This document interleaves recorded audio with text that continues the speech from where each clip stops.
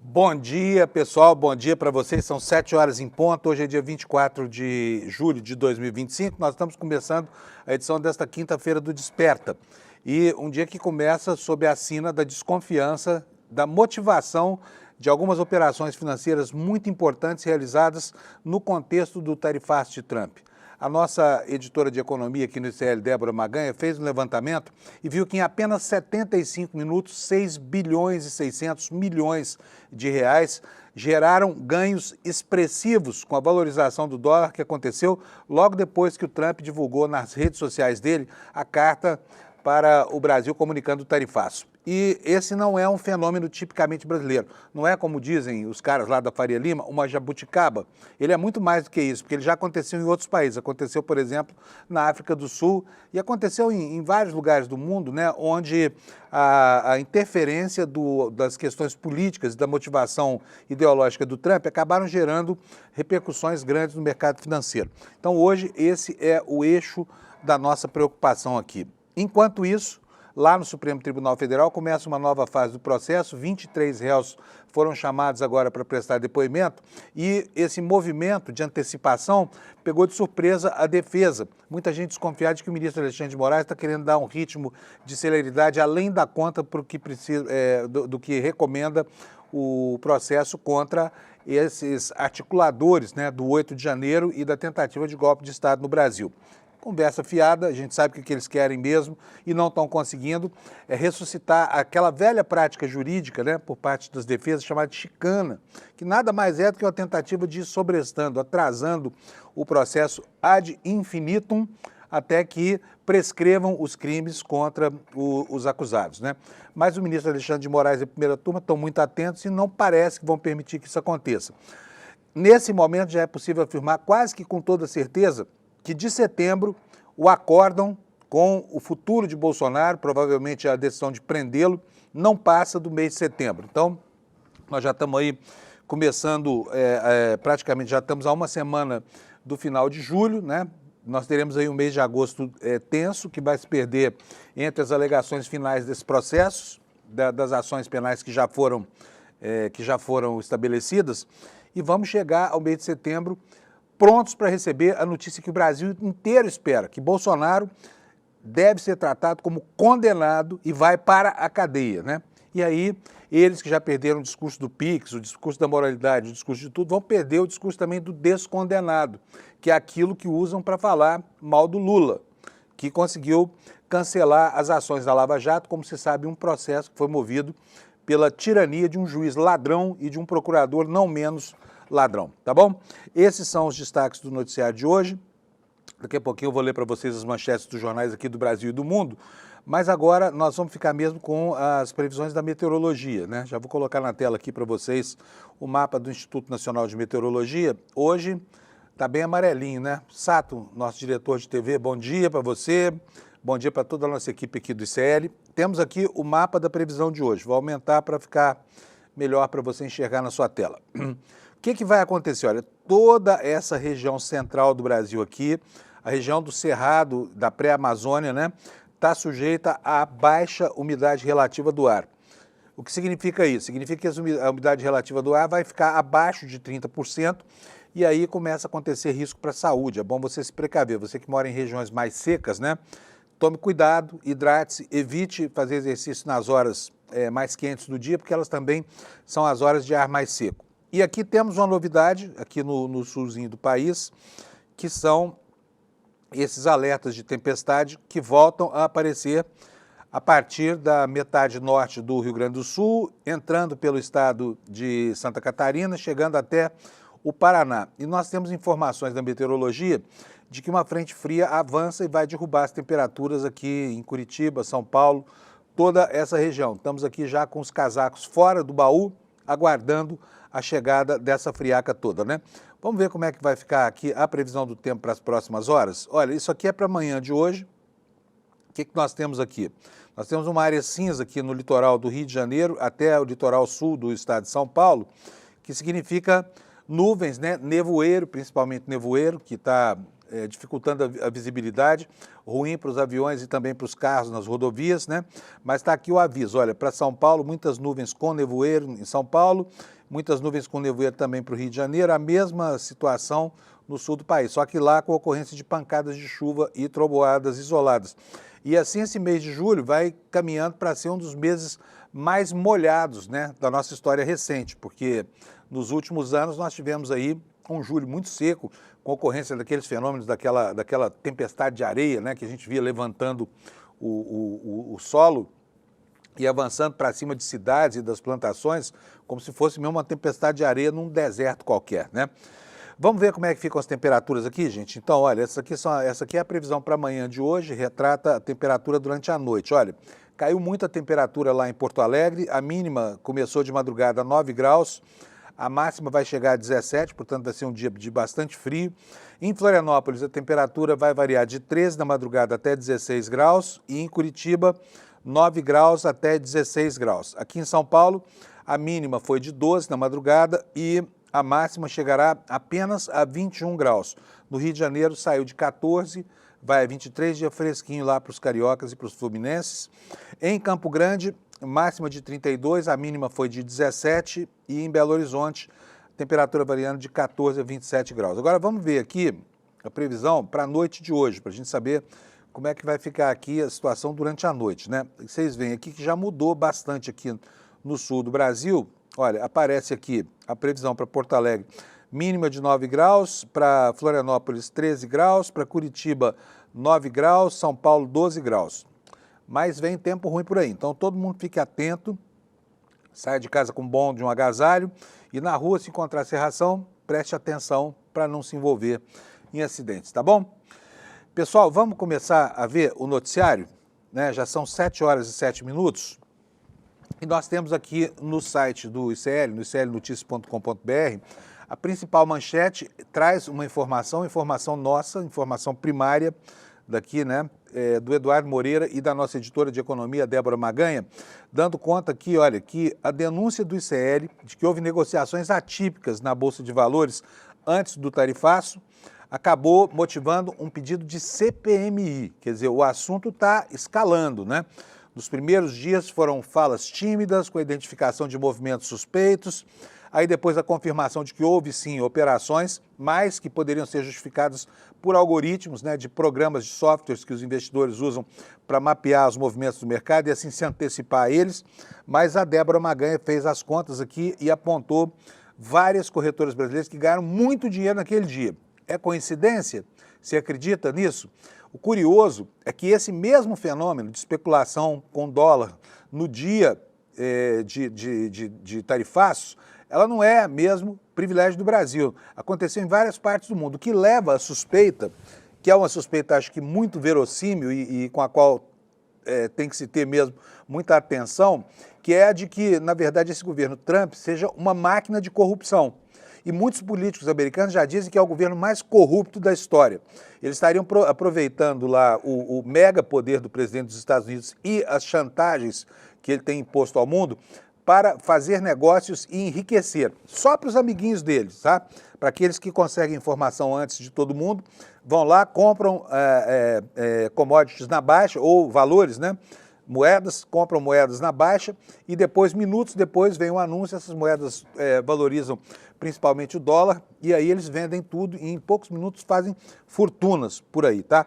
Aconteceu no Brasil também, por isso está aqui a manchete, que daqui a pouquinho nós vamos descortinar e já vou antecipar para vocês que mais daqui a pouco, daqui a meia hora, a Débora Maganha vai estar conosco aqui para nos explicar o que foi que ela conseguiu de elementos para embasar essa suspeita que já gerou uma repercussão no campo da política, tá?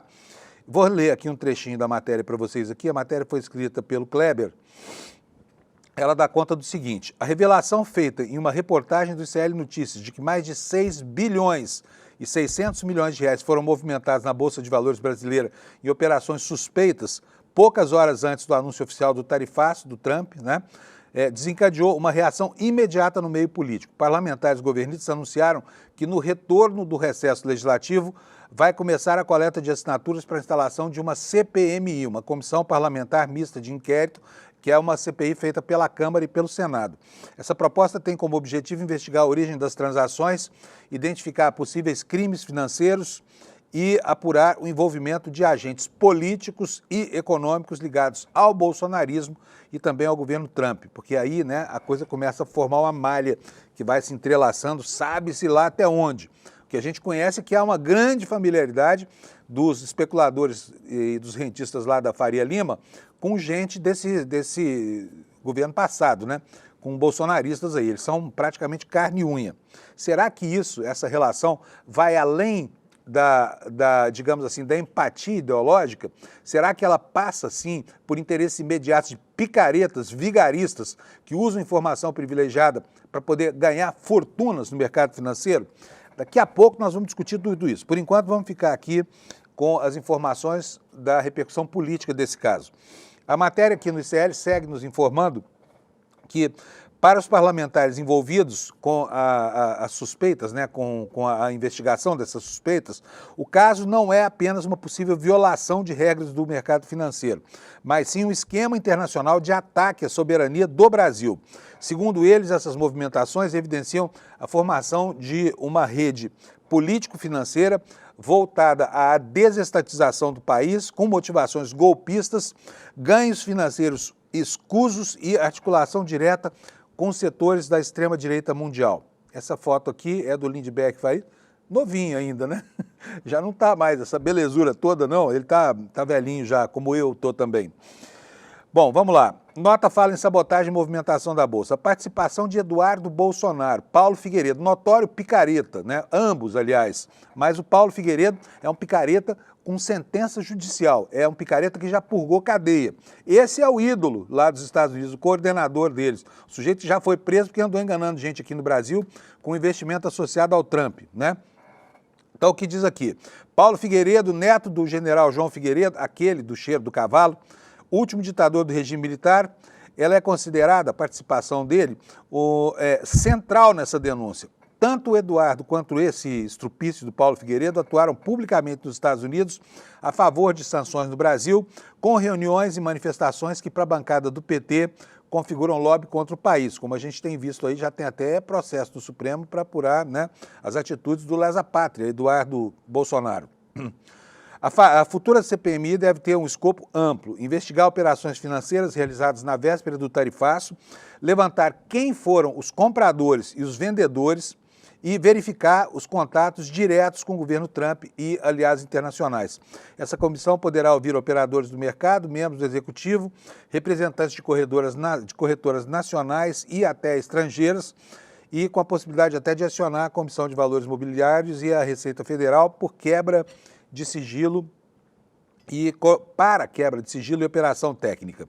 A nota divulgada pelo deputado Lindbergh Farias, que é o líder do PT na Câmara, é enfática quando afirma que o Brasil não pode tolerar ações de sabotagem praticadas de dentro e de fora do país. Ele disse o seguinte: o Congresso Nacional não pode se omitir diante da possibilidade de que crimes de guerra híbrida, manipulação financeira e conspiração contra a economia brasileira estejam sendo cometidos com envolvimento direto de quem deveria defender os interesses do país.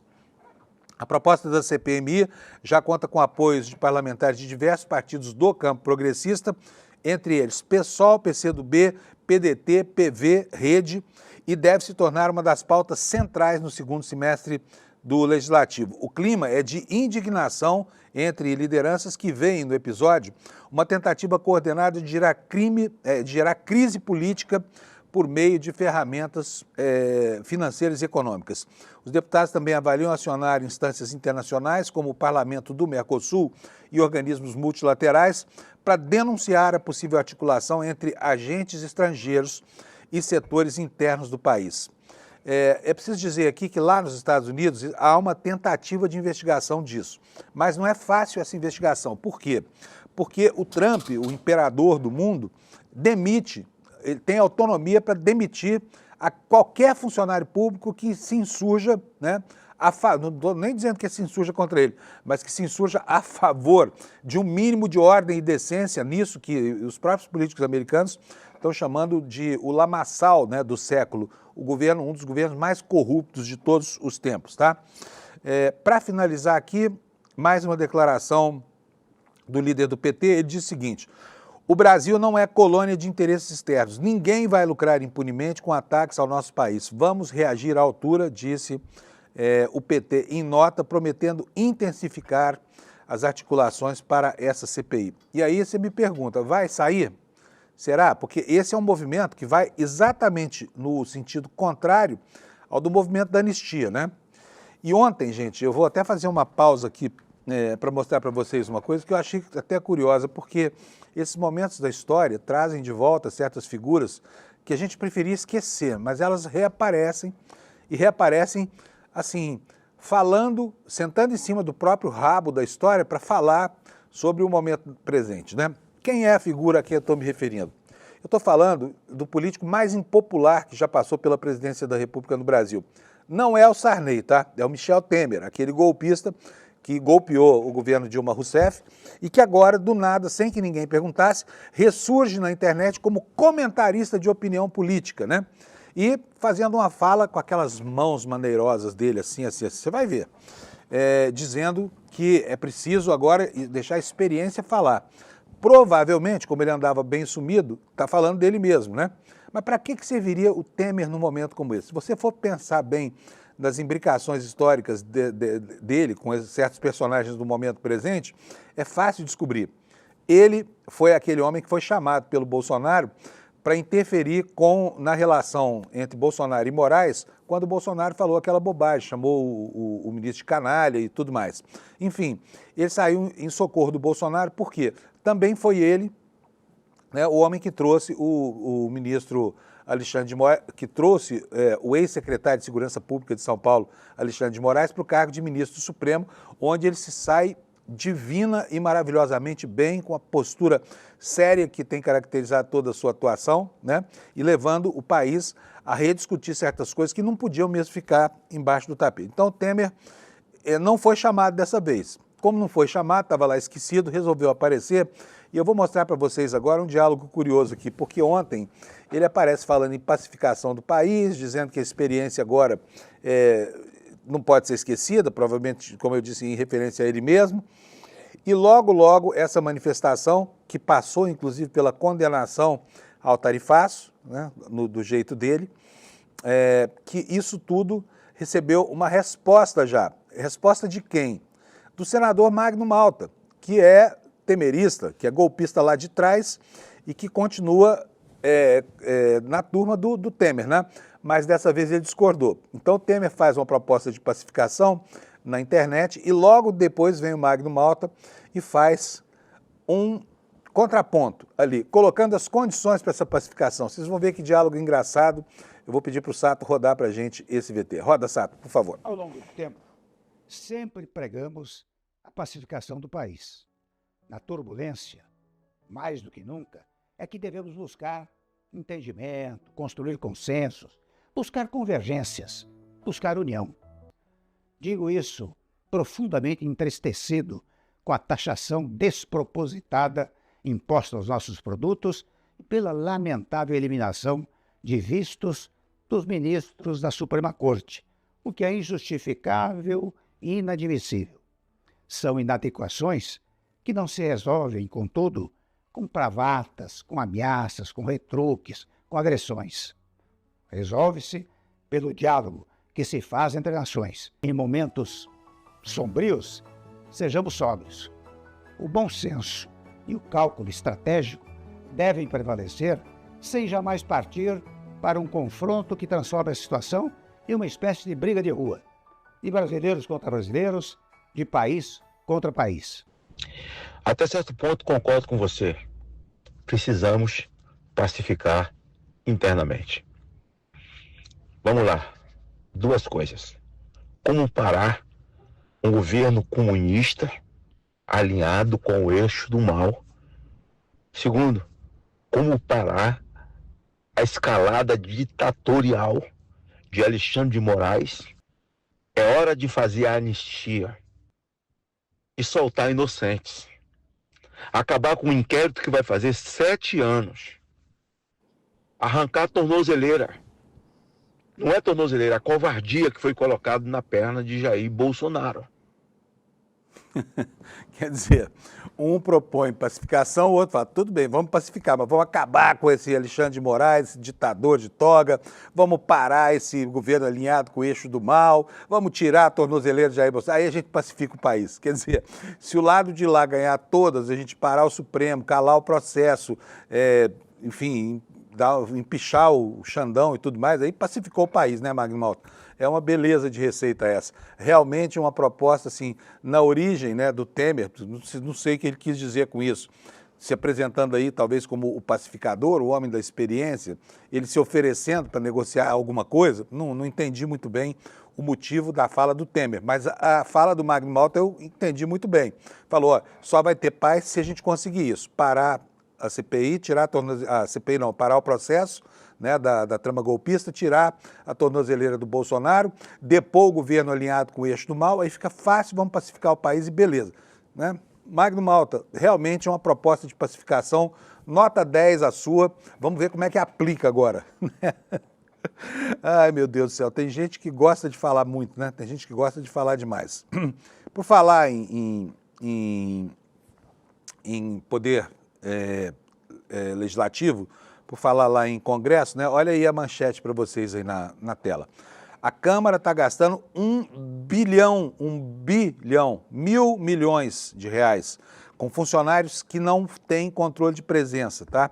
Muitos desses aqui, eu posso afirmar isso, trabalhei tantos anos em Brasília, sei que são funcionários fantasmas, né? O Hugo Mota tem no seu gabinete, enfim, todo mundo tem lá, quando não fazem nepotismo cruzado, enfim, as práticas são as piores. Mas aqueles que ficam à disposição dos políticos nas tais bases, que normalmente são cabos eleitorais vagabundos, que não fazem absolutamente nada, esses sim corroem esse dinheiro aqui, olha, 1 bilhão por ano, 1.000 milhões, com funcionários que não têm que assinar ponto, tá? Validação sobre o trabalho de 10 mil assessores é atestado do próprio gabinete. Ou seja, é o chefe de gabinete quem atesta que o funcionário trabalhou, tá? E aí começam todas as distorções que a gente está acostumado a ver, né? A matéria da Folha Press, escrita pelo Rafael de Cunto e pelo Lucas Marquezine, e eu vou ler um trechinho para vocês aqui. A Câmara dos Deputados gasta mais de 1 bilhão por ano em salários, gratificações e auxílios pagos a funcionários cuja jornada de trabalho não é controlada nem fiscalizada e que muitas vezes essas jornadas, esses funcionários, aliás, podem estar exercendo funções ligadas ao Legislativo. O valor bateu recorde na gestão do presidente Hugo Mota, do Republicano, o que para mim não é novidade nenhuma. Para você é... Sato, tira para mim aqui o áudio, por favor. Atualmente, diz a reportagem aqui, há cerca de 10 mil secretários parlamentares contratados pelos 513 deputados, 10 mil para 513, para atuar em Brasília ou no estado pelo qual foram eleitos. Nessa segunda-feira, 21, eram 9.972, exatamente, o número que varia diariamente, que representa em torno de 69%. Quer dizer, de cada 10, 7 estão nessa condição privilegiadíssima, tá bom? Do total de servidores da casa. A única validação do trabalho, do cumprimento da jornada de 40 horas semanais, desses funcionários que estão longe da visão de Brasília, né? É um atestado do próprio gabinete. Esse tipo de brecha possibilitou, por exemplo, a existência de 3 funcionários fantasmas do gabinete de Hugo Mota, como revelou a Folha de São Paulo na semana passada. Uma fisioterapeuta era contratada pelo escritório do presidente da Câmara, só que atendia em clínicas de Brasília, 4 vezes por semana. Uma outra funcionária de Mota atuava ao mesmo tempo como assessora na Paraíba e como assistente social em uma prefeitura no mesmo horário de expediente, quer dizer, o Hugo Mota inventou o fantasma com o dom da ubiquidade, né? Ele está em 2 lugares ao mesmo tempo, né? Ambas foram demitidas depois que a reportagem flagrou o assunto e procurou para o Mota, né? Uma terceira funcionária ainda continua no gabinete. Ela se chama Luíse Lacerda, é filha e sobrinha de políticos aliados de Mota, estuda medicina e chegou a morar no Rio Grande do Norte em parte do seu processo de graduação. A matéria explica que há dois tipos de cargos com livre nomeação da Câmara. Os secretários parlamentares são contratados pelos gabinetes e os CNEs, os cargos de natureza especial, que se destinam à mesa diretora, às comissões e às lideranças dos partidos. Desde 2015, há totens espalhados pela Câmara para registro da presença, com biometria, só que os ocupantes de CNE são os únicos que são obrigados a marcar o ponto quando chegam, né? Ao chegar, ao sair para o almoço e ao ir embora. Os secretários parlamentares em Brasília só registram horário com biometria para receber hora extra durante as sessões noturnas, às terças e quartas-feiras. Nos demais períodos não há qualquer fiscalização nem registro de presença, né? E aqui a matéria explica, olha, que cada parlamentar, cada deputado tem direito a uma verba de R$ 133 mil para contratar de 5 a 25 assessores. Isso é um descalabro no mundo, tá, gente? Por que precisa de tanta gente assim para um gabinete onde não cabem 6 pessoas sentadas, que são desse tamanhozinho, né? Enfim, está aqui colocado R$ 1 bilhão por ano pagando o salário de gente que não é fiscalizada de maneira nenhuma, tá? Não é fiscalizada de maneira nenhuma. Vamos seguir aqui com os assuntos. Nós temos muitas coisas aqui ainda no site do ICL. Olha só, JBS, essa notícia que você não vai ver em muitos lugares, hein? Porque a JBS tem uma relação com certos órgãos de imprensa aí que é de deixar a gente assim, até envergonhado de ser jornalista, tá? Não vou falar quem é porque não tem como provar, mas presta atenção aí se você vai ver essa notícia em algum outro lugar, tá? JBS deixou de pagar o equivalente a 68% do lucro em impostos federais desde 2024. O grupo recebeu mais de 8,5 bilhões em isenções, mesmo sendo a maior produtora de proteína animal do mundo. 8 bilhões de reais, 8.500 milhões de reais, é muita coisa, né? É reportagem do Rodrigo Chagas, do Brasil de Fato, reproduzida aqui no site do ICL Notícias. Nas manchetes, desde 2025, dominam tentativas do governo de elevar a arrecadação para evitar cortes no orçamento. Só que, em paralelo, no mundo dos negócios, mega empresas acumulam isenções fiscais bilionárias e, sobretudo, as do agronegócio. É o caso da JBS. Entre janeiro de 2024 e maio deste ano, a empresa deixou de pagar 8 bilhões e meio em tributos federais. Não é sonegação não, tá, gente? Não é disso que trata. É isenção fiscal mesmo, benefícios concedidos pelo governo. Diz a reportagem aqui, ó, trata-se da soma dos benefícios concedidos a 4 dos CNPJs da maior produtora de proteína animal do mundo, né? Os dados estão disponíveis para consulta no painel lançado pela Receita Federal para facilitar o acesso a informações sobre benefícios fiscais incluídos na declaração de incentivos, renúncias, benefícios e imunidades de natureza tributária. Tem uma sigla para isso, DIRB. Em 2024, de acordo com as informações divulgadas pela própria JBS à imprensa, o grupo registrou um lucro de 9,6 bilhões de reais. No primeiro semestre do ano, impulsionado pelo bom desempenho da Seara, adquirido em 2013 por 5,8 bi, o grupo anunciou um lucro líquido de 2,9 bilhões. Isso é, praticamente no mesmo período, essa multinacional lucrou 12 bilhões e meio de reais, enquanto recebeu 8 bilhões e meio de reais em benefícios fiscais. Isso quer dizer, a empresa deixou de pagar em tributos o equivalente a quase 70% do seu lucro, 68% para ser mais exato, né? E aqui a matéria coloca para nós o ranking das empresas em função do valor dos incentivos fiscais. JBS SA 5,3 bi, né? Esse é o principal CNPJ. Seara Alimentos 2,4, vou botar aqui, vou arredondar, para não falar número com dízima periódica, de 2,5 bi. Seara Comércio de Alimentos, 522 milhões. E a JBS Aves, 246 milhões de reais. Como é bom ser milionário nesse país, né? Fala a verdade, alguém aí, você que é de classe média, dá um duro danado para pagar a prestação do carro, o aluguel da casa, né, ou a prestação do Minha Casa Minha Vida, alguém te dá algum benefício fiscal para você dispor, tá? Para aumentar o seu nível de ganho, o seu conforto e tudo mais, né? Aqui na matéria, a opinião de um engenheiro agrônomo chamado Adalberto Floriano Greco Martins. Para ele, os dados revelam a profundidade dos privilégios dados a esse setor, né? Do setor do agronegócio, dessas empresas gigantes. O que ele diz? O caso JBS é uma mamata sem tamanho. Única empresa ganhou mais de 5 bilhões em isenção. Quase o orçamento inteiro do Ministério do Desenvolvimento Agrário, que cuida da reforma agrária no Brasil, e aliás está parado, né? Então, se a JBS pagasse o imposto que todo brasileiro paga, nós poderíamos ter o dobro do orçamento do Ministério da Reforma Agrária. Esse pesquisador diz que isso é uma aberração e ele considera inaceitável que o discurso de modernidade e tecnologia do agronegócio conviva com essa grande, enorme, gigantesca e inexplicável dependência de recursos públicos. Ele diz o seguinte, onde é que está declarado? Está aqui, ó. Esses marajás do campo são sustentados com o nosso dinheiro. E o pior, a gente ainda compra a ideia de que o agro é pop, que o agro é tech, que o agro é tudo, né? Para quem está no segmento, é muito bom mesmo, né? Está aqui, olha, um protesto lá em frente à JBS, né? JBS Cooks.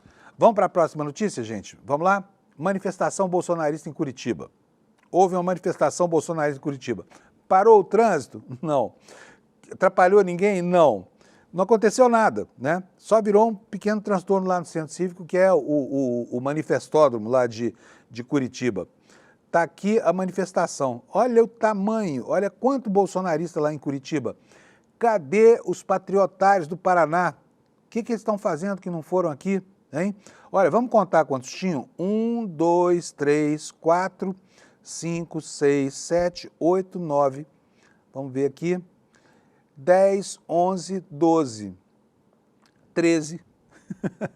Isso aqui é uma manifestação a favor do Bolsonaro. Bolsonaro, meu filho, você está sozinho no escuro.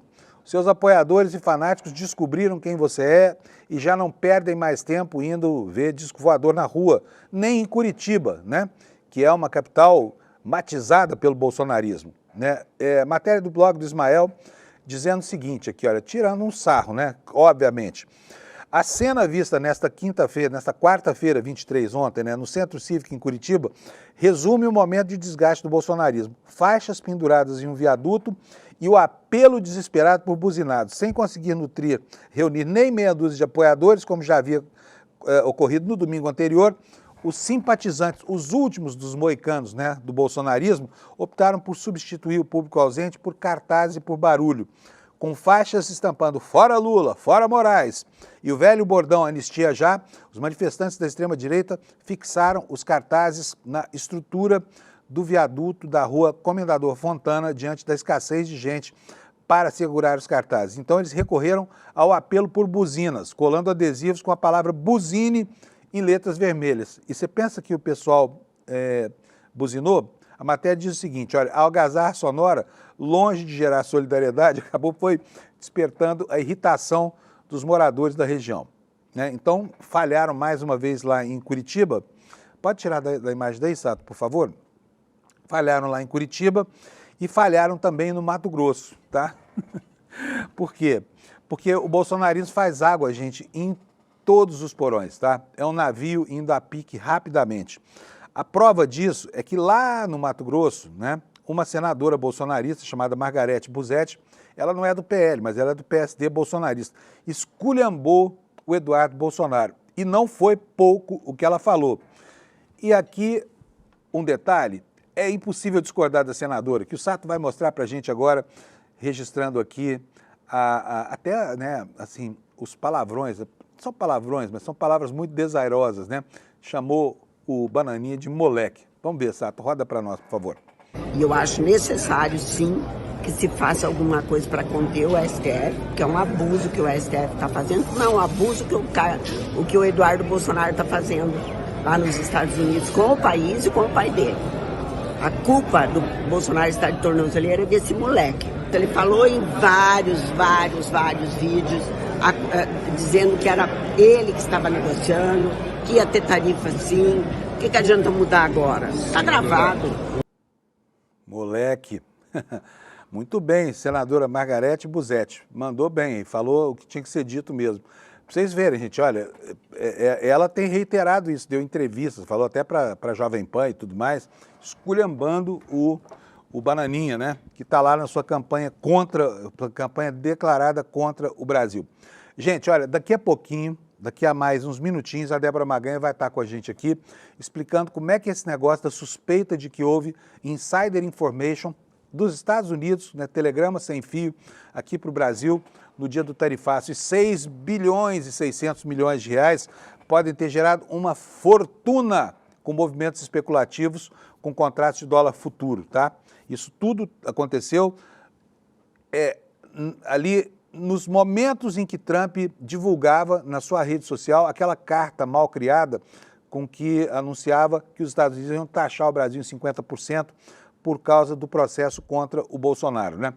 Tudo isso, olha só, gente, tudo isso pode estar servindo a um único propósito, que é o de fazer esses vigaristas do mercado financeiro com acesso a informações privilegiadas lá dos Estados Unidos, né, que percorrem um determinado caminho para chegar até aqui, ganhem uma montanha de dinheiro. À custa de quê? De especular com a moeda americana, que é o que se suspeita que tenha acontecido. Então, daqui a pouco a Débora Maganha vai explicar para a gente quem ganhou, quem perdeu, em quanto tempo aconteceram essas operações, quais são as suspeitas objetivamente, o que se pode esperar de uma investigação que não é uma investigação fácil, tá?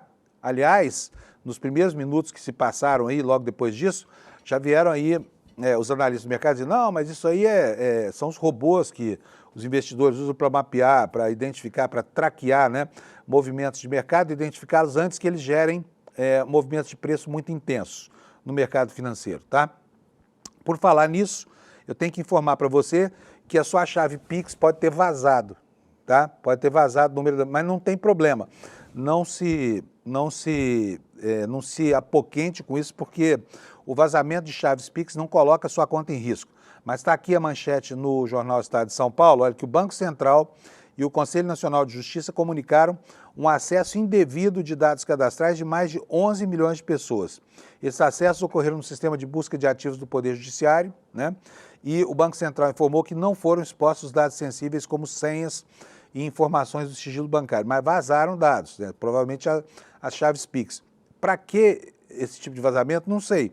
Alguma finalidade tem que ter, porque senão não teria acontecido. Vou ler aqui para vocês a informação.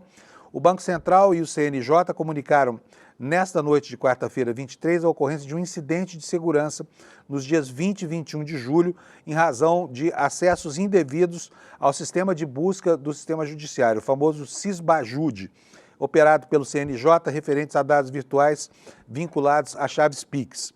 De acordo com o CNJ, esse incidente provocou acesso indevido a informações cadastrais de 11 milhões de pessoas, contingente que corresponde a aproximadamente 7% das pessoas físicas com chave Pix. O BC informou que não foram expostos dados sensíveis como senhas, informações de movimentações ou saldos financeiros em contas transacionais ou qualquer outro tipo de informação protegida pelo sigilo bancário. As informações obtidas indevidamente são de natureza cadastral, delas constam nome da pessoa, a chave Pix, nome do banco, número da agência e o número da conta, que não permitem movimentação de recursos sem acesso, nem acesso a contas e outras informações financeiras, tá? O Banco Central diz que já adotou as ações necessárias para apuração detalhada do caso e, além disso, Polícia Federal e Autoridade Nacional de Proteção de Dados foram oficialmente comunicados. Então, por que isso aconteceu no SISBAJUD? Porque provavelmente eram informações bancárias de contas que estavam sofrendo algum tipo de bloqueio, que estavam sob a guarda do CNJ, né? Portanto, do Sistema de Justiça Brasileiro, tá bom? 7h38 já, daqui a pouquinho tem a Débora Maganha conosco aqui e eu vou mostrar para vocês um pouco das manchetes dos jornais americanos, tá? Para a gente poder saber como é que está o clima lá fora. Olha, as casas nos Estados Unidos, mas olha, eu vou passar reto, você vai me desculpar, eu vou passar reto por essa notícia aqui, porque ela nos interessa muito pouco, tá bom? Eu quero dizer para vocês que as universidades americanas continuam alvo de ações do governo Trump e a Universidade de Colômbia fez um acordo, como diz aí essa manchete, de pagar uma multa de 200 milhões para ficar livre dos processos do Trump, tá? Vamos ler aqui um trechinho da matéria. Olha, a Casa Branca cancelou mais de 400 milhões em financiamentos de pesquisa para a universidade, alegando que ela não conseguiu proteger os estudantes judeus do assédio, né? É escancarado, assim, o pró-semitismo, que transforma, inclusive, gestos que nada têm de antissemitas. nada tem de antissemitas. Basta que os alunos de uma universidade façam um protesto contra a selvageria do Estado de Israel para que isso seja confundido com antissemitismo. Israel é intocável, não pode tocar em Israel. Antissemitismo, coisa do nazismo. Enquanto o Estado judeu reproduz as estratégias nazistas, né, de produção de genocídio, que é o que está claramente acontecendo lá na faixa de Gaza. E eu fico aqui impressionado, eu que sou pai de uma filha judia e tenho uma neta judia, portanto tem nada de antissemita, mas com a disfarçatez e a cara de pau das pessoas que vêm defender as ações terroristas do Estado de Israel em pleno genocídio. Alegando o quê? Sabe, que Israel tem direito de se defender. Mas que diabo de defesa é essa? Impondo primeiro a morte, depois a destruição total do território, ataques em uma região que sequer é controlada pelo Hamas, que é o gerador desse caos todo, com aquele atentado horroroso promovido lá para trás. E isso tudo acaba repercutindo dentro dos campos, dos campi das universidades americanas, né? Mas a sujeição de Colômbia, uma universidade tão importante dos Estados Unidos, né, a principal universidade de Nova York, isso tudo deixa a gente muito incomodado, sabe? E ela, então, pagou uma multa, assumindo que não protegeu estudantes judeus. Vamos ler aqui a reportagem? Reportagem que está no New York Times. A Universidade de Colômbia pagará 200 milhões para resolver alegações do governo Trump de que não fez o suficiente para impedir o assédio a estudantes judeus por parte de um acordo abrangente fechado na quarta para restaurar o financiamento federal de pesquisas da universidade. Em troca do retorno de centenas de milhões de dólares em pesquisas, Colômbia se compromete a seguir as leis que proíbem a consideração de raça em admissões e contratações. Por quê? É a mesma coisa que acontecia no Brasil, privilégio dado a pessoas desprovidas, pessoas mais vulneráveis, que tinham mais facilidade de acesso às vagas da universidade, né? Esse acordo encerra meia dúzia de investigações de direitos civis em andamento contra a universidade e será supervisionado por um monitor independente, e isso foi acordado entre as partes. Esse monitor reportará ao governo o progresso de ambas as partes, né, a cada 6 meses. Colômbia também pagará 21 milhões de dólares para encerrar as investigações movidas pela Comissão de Igualdade de Oportunidades de Emprego dos Estados Unidos. É uma lástima ver uma universidade tão sobejamente de 4, genuflexa, né, para esse escândalo da administração Trump, que, aliás, vai muito mal. Ó, tem aqui, olha, outra manchete no New York Times, está em todos os jornais dos Estados Unidos, a luta de Trump para impedir a divulgação dos chamados Epstein Files, que são os arquivos do processo aberto para investigar as atividades desse multibilionário que era amiguinho do Trump, né, e que está hoje no centro das preocupações dos republicanos. Trump quer tudo menos que isso venha à tona. Outro dia avisou que ia permitir aqui a divulgação da transcrição dos testemunhos no júri, mas já conseguiu que um juiz americano impedisse isso, não permitiu. Vou ler também mais um trechinho aqui, porque 2 minutos está chegando a Débora Maganha para falar com a gente. A procuradora-geral Pam Bondi informou ao presidente Trump na primavera que o nome dele aparecia nos chamados Epstein Files, né? Os arquivos desse processo do Jeffrey Epstein, de acordo com 3 pessoas com conhecimento da conversa. A divulgação foi parte de um briefing mais amplo sobre o reexame do caso contra Epstein, que morreu em 2019 enquanto aguardava julgamento por acusações de tráfico sexual por agentes do FBI e promotores. A revelação foi feita por Bondi durante uma reunião que também contou com a presença do procurador-geral adjunto Todd Blanche e abordou uma variedade de tópicos. A senhora Bondi se reúne frequentemente com Trump para informá-lo sobre assuntos diversos, disseram autoridades daquele país, tá? Como eu falei, olha aqui, ó, esse aqui, um juiz, diz aqui a manchete, um juiz negou abrir as transcrições do júri dos arquivos do caso Epstein. O presidente e seus subordinados, diz aqui a matéria do New York Times, incluindo a procuradora-geral Pam Bondi, estão sob enorme pressão para divulgar mais detalhes sobre o financista, o jornal americano chama de desgraçado, Jeffrey Epstein.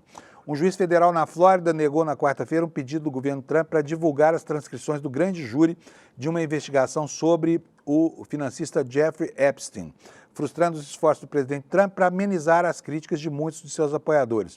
Negativa ocorreu após o governo ter solicitado na semana passada a juízes de Nova York e da Flórida que tornassem públicos documentos decorrentes de múltiplas investigações envolvendo o Sr. Epstein em ambos os estados.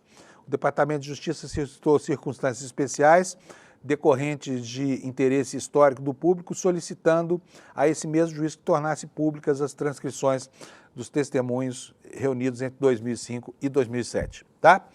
Pessoal, são 15 para as 8 da manhã, o dia já começou, quente por aí, frio em outros lugares, e nós vamos esquentar agora. Deixa eu chamar a Débora Maganha. Débora, cadê você? Bom dia! Que prazer receber a Débora aqui no nosso programa. Bom dia a todos bem, e todas que estão assistindo a gente áudio no não tá Desperta vindo, aqui também. E a imagem... Vamos aguardar a gente melhorar, Sato? Débora, chegou aí o áudio? Tá tudo bem aí? Débora? Para mim tá tudo bem. Ah, bom dia! Tudo bem? Bom dia, Panonça. Bom dia a todas e todos que nos assistem aqui no Desperta também. Débora, antes de mais nada, parabéns pela reportagem de ontem, pelo seu levantamento, né? Já gerou uma repercussão política super importante, porque o líder do PT na Câmara já anunciou que vai pedir uma CPMI. Agora eu pergunto para você, esse caso é muito complicado de entender. Na sua apuração, você descobriu que em 70 minutos, 6 bilhões e 600 milhões de dólares mudaram de mãos. O mercado financeiro tinha uma ideia de que isso tinha acontecido, né? E ontem já falava aqui em algoritmos de robôs que são usados para antecipar tendência de movimento do mercado. Explica para nós por que pode não ser só uma coincidência. A grande questão aí, né, é o contexto. Porque operações grandes, e aqui a gente está falando de mercado futuro de dólar, né? Só para todo mundo entender.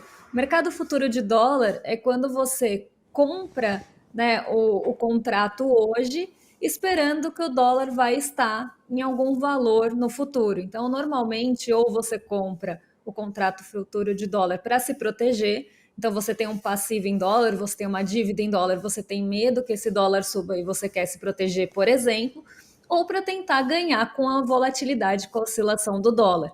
Então, normalmente, quem opera contrato futuro de dólar ou está se protegendo ou está tentando ganhar com isso, né? Podem ser as duas coisas. Inclusive, posições de hedge acontecem até, se a gente estiver falando aqui do Brasil, por questões exportadoras também. Então, hedge cambial, né, que é essa proteção, ele existe, né? E é negociado normalmente com esses contratos futuros. Quando a gente olha negociações ali de 1.000 contratos, elas já começam a chamar a atenção, porque um contrato de dólar, só para todo mundo ficar na mesma página aqui, custa 50 mil dólares. Então, quando você negocia um contrato, você está negociando 50 mil dólares. Para você operar isso, você precisa ter uma margem grande, operacional, e você precisa deixar garantias, porque você não desembolsa na hora, você vai sofrendo ajustes conforme o mercado vai oscilando. E lá no final, ou você tem um saldo positivo ou negativo. Mas para isso você precisa de muita margem. Então já não é qualquer pessoa que opera dólar futuro, contrato cheio na nossa bolsa. Débora, contrato já é muito caro. Débora, 5 contratos... Oi? Deixa eu te interromper só para te fazer uma pergunta, porque esse mecanismo é um mecanismo muito sofisticado e nem todo mundo entende direito como é que se ganha dinheiro comprando dólar ou para comprar lá na frente ou para vender lá na frente. Então, eu só queria que a gente explicasse. É o seguinte, a pessoa compra um contrato de dólar falando o seguinte, olha, eu vou vender para você daqui a tanto tempo o dólar a X, não é isso? E quanto menor for o preço no dia de hoje... Ela compra o dólar a tanto. Ela compra o dólar ou compra o contrato? Hoje, se a gente pensar, por exemplo, no dia que foi feita a operação, 1.000 dólares naquela operação valiam R$5.490, mais ou menos. Então, você estava esperando que lá em agosto o dólar estaria em R$5.490. E aí você compra esse contrato, que o dólar em agosto vai valer, 1.000 dólares, na verdade, vão valer R$5.490. E você vai operar cada contrato desse, vale 50 mil dólares, porque a gente está falando de múltiplos de 50 dentro desse contrato. Por isso que ele vale 50 mil dólares, e quando você compra, você está falando que 1.000 dólares vão valer 5.490 e não 5,49, que é a cotação que a gente vê, porque é múltiplo de 1.000. Então você está esperando que em agosto o dólar tenha esse preço, né? Ou você está comprando um dólar a esse preço em agosto.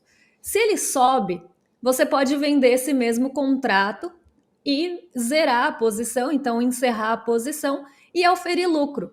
Só que você não desembolsa nada na hora que você compra. Conforme o dólar vai oscilando dia após dia, você vai sofrendo ajuste positivo e negativo. Então, se o dólar sobe, você ganha. Se o dólar cai, você perde. Se Isso cai é dia a abaixo do dia. patamar que você comprou. Isso é dia a dia, né? Ajuste de todos margem. os Quer dizer, o dias. dólar subiu hoje, quem comprou um contrato de venda, lá na frente perdeu. Quem comprou um contrato de compra ganhou, é isso? Todo dia tem isso. Exatamente. E tem ajustes enormes, né, nessa Todos história os toda. dias. E aí é que começa a chamar atenção, porque um contrato já é muito caro. 50 mil dólares não é qualquer pessoa que opera. 1.000 contratos começam a chamar atenção, porque precisa ser um investidor grande para fazer isso. Seja um investidor institucional, um fundo ou uma empresa. Então, 1.000 contratos começam já a levantar ali, chamar um pouco a atenção, porque não é comum. Você vai ver as negociações de dólar, elas são 5, 10, 20 contratos, não passa muito disso. Então, quem opera muito é porque tem bala na agulha para operar ou está protegendo de algo muito grande. 4.000 contratos em uma única ordem, que foi o que a gente viu acontecer, são mais raros, né? Acontecem um pouquinho ali no dia, acontecem com alguma frequência, mas são um pouco mais raros ao longo do dia. 10.000 contratos, a gente está falando de meio bi, né? A gente está falando de meio bi de dólar. Está falando de 500 mil dólares. Não é qualquer pessoa que vai operar isso, porque se tiver uma virada ao contrário no mercado, ela vai perder muito dinheiro. Então, a pessoa que operou, que a gente não sabe quem é, a gente não sabe se é um investidor institucional, a gente não sabe se é uma empresa se protegendo, porque pode ser uma mesa operando para si mesma para fazer uma gestão de risco, pode ser uma mesa operando para algum cliente, pode ser uma operação institucional de alguém que queria se proteger. A natureza dessa operação a gente não sabe. É muito improvável que seja feita por uma pessoa física, porque precisa de muita margem para operar isso, né? Eu comecei explicando justamente para falar que é caro e é difícil de operar, ainda mais 10.000 contratos, que a gente está falando de meio bi. E aí, isso mostra para gente que deve ser um grande investidor institucional, um fundo ou um banco, ou até mesmo a corretora operando com recursos próprios, o que pode acontecer. E essas movimentações, elas são legítimas. Não é errado operar contrato futuro, não é ilegal operar contrato futuro, ajustes técnicos são feitos, gestão de risco é feita dessa forma, mas o tamanho e o momento que elas acontecem começam a chamar atenção. E aí é que a coisa começa a ficar estranha, porque em 75 minutos ocorreram 3 operações muito grandes, pelo menos ali. Né? A gente pega das 11h38, que foi a primeira, até ali às 11h54, tem uma série de operações, mas tem operação de quase 10.000 contratos, tem operação de 4.500 contratos, tem operação de 4.000 contratos, que normalmente aparecem uma ou outra vez no dia, não em série assim. Tá, e antes, bem Débora, antes do anúncio do tarifaço. desculpa, Débora, só para a gente saber, você tem os nomes das corretoras, nós não sabemos quem é que estava por trás dessas corretoras, mas as corretoras que negociaram, nós sabemos quem é, né? Quais são as corretoras que operaram esse contrato? A gente tem acesso. Sim, a gente tem acesso pela B3, a gente consegue, uma quantidade de dados enorme. Ontem eu estava vendo, né, se a gente pega mais dias ali, dá 8 milhões de linhas, é um trabalho difícil de filtrar, por isso que leva um pouco de tempo para encontrar, mas quando a gente olha e começa a filtrar, né, por data, por movimentos estranhos, né, então por momentos, horários, número de contratos operados em uma única ordem. E aí quem intermediou essas negociações, porque não foram elas que fizeram, né? Pode ser operando para si, para a mesa? Pode ser operação de tesouraria para si mesmo? Pode, mas elas podem estar operando para terceiros também ali, porque uma corretora é sempre um intermediário. Então, você tem uma pessoa na ponta, você tem outra pessoa na outra ponta, elas precisam negociar compra e venda, a corretora é o intermediário, é o meio que acontece. Então, quem intermediou essas negociações, seja para dentro da própria corretora ou para outras pessoas, para um fundo, para um investidor institucional ou para uma empresa, foram a Tullet, a BGC Liquidez e a BTG, que são conhecidas por terem grandes investidores institucionais. Então, assim, operar grandes volumes para essas corretoras não é estranho, não é tão incomum, porque elas operam com grandes institucionais. Então, elas operam com grandes empresas, operam com grandes fundos e operam com investidores institucionais, inclusive algumas são conhecidas até fora do Brasil. Então, elas podem sim ter explicações. Os fundos podem estar movimentando, então montando, desmontando uma posição grande. A gente pode ter ajuste de carteira, pode ser uma proteção de hedge de alguma coisa, que alguém precisa se proteger de algum crédito em dólar, acredita que o dólar vai subir, se protege. Pode ser alguém reagindo a fatores técnicos também. Então, corretoras que atendem clientes grandes acabam movimentando um pouco mais de contrato com certa frequência. O que acaba levantando a suspeita nesse caso, que eu acho que é o que chama atenção, é o contexto mesmo, porque foi uma sequência de operações concentradas em um curto espaço, envolvendo mesmo participante na compra e na venda, então a corretora que estava comprando estava vendendo, e isso acontece quando mesa negocia com si mesma, quando é alguma operação de dentro da corretora, mas também pode ser uma forma de não querer chamar muito a atenção. E aí, essas sequências, o dia que aconteceu, o momento que aconteceu, porque aconteceu antes de um anúncio oficial que impactou muito o dólar, então o dólar futuro, o contrato de dólar futuro, se $1.000 valiam 11,38, R$ 5.490, depois das 4 horas que o Trump anunciou o tarifaço, o dólar passou a valer, esse contrato de futuro, ou $1.000, passaram a valer 5.600. Então, a gente está falando de uma diferença aí de 119 reais por contrato. E aí a gente vai multiplicando por 50, a gente multiplica o ganho, vai multiplicando pelo número de contratos, a gente chega para 4.000 contratos.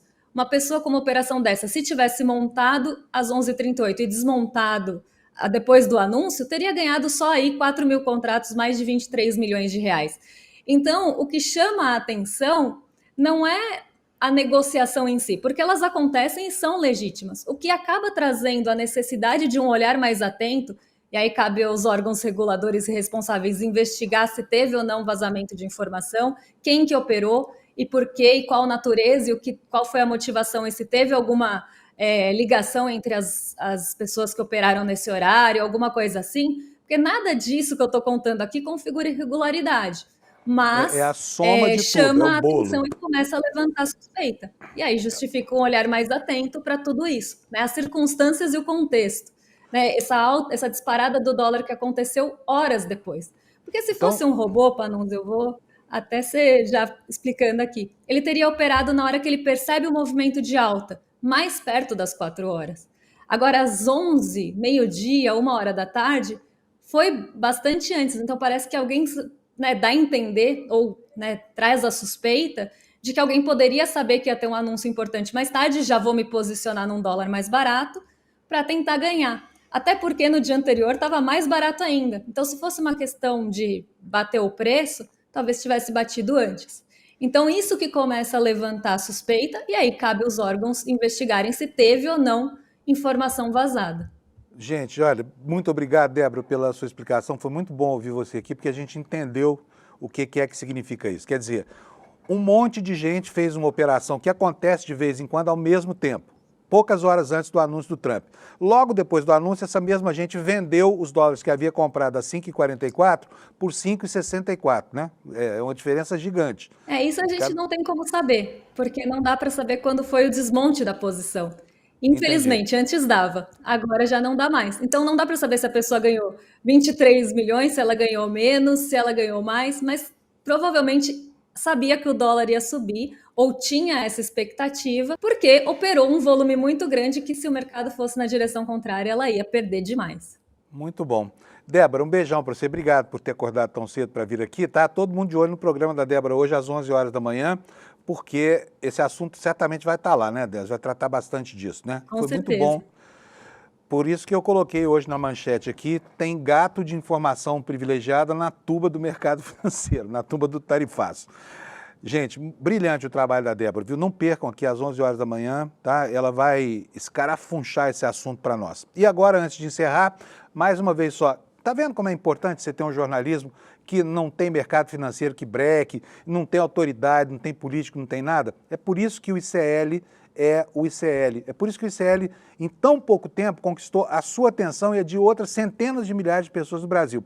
E agora nós estamos fazendo aqui uma campanha que o Eduardo Moreira vai apresentar para vocês no domingo, às 8 horas da noite, portanto está aí, né? Hoje é quinta, sexta, sábado, domingo. Daqui a 3 dias ele vai anunciar o que é o ICL Eterno. E eu só posso dizer para você o seguinte, tem uma relação profunda entre esta proposta que ele vai apresentar no domingo e esse jornalismo livre, independente, atrevido, desbocado que a gente faz aqui no ICL e muito responsável, tá bom?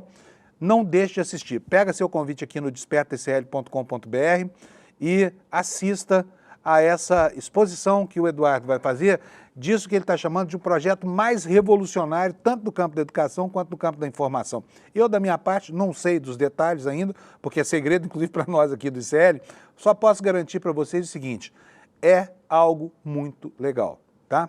Então não deixe de ver, despertaicl.com.br. Bom dia para vocês, 8 horas da manhã vem aí o N1, não perca, porque aí nós vamos continuar aprofundando os assuntos que começamos aqui no Desperta. Tchau para vocês, até amanhã, sexta-feira. Bye, bye.